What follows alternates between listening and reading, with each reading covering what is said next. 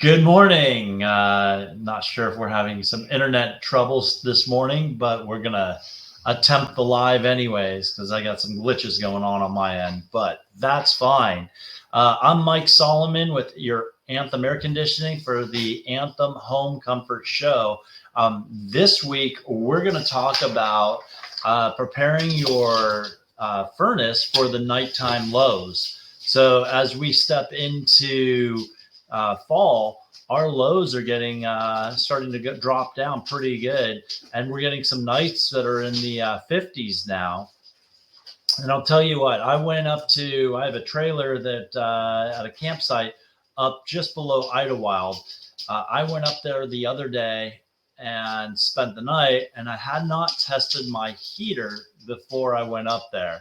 And the lows up there are pretty cold. It was in the low 40s up there, and my heater was not working. I was freezing, and it was not a fun night. So we don't want to have that happen to any of our customers out there. Let's make sure that our heaters are ready for our lows at night so that we can have a comfortable night. So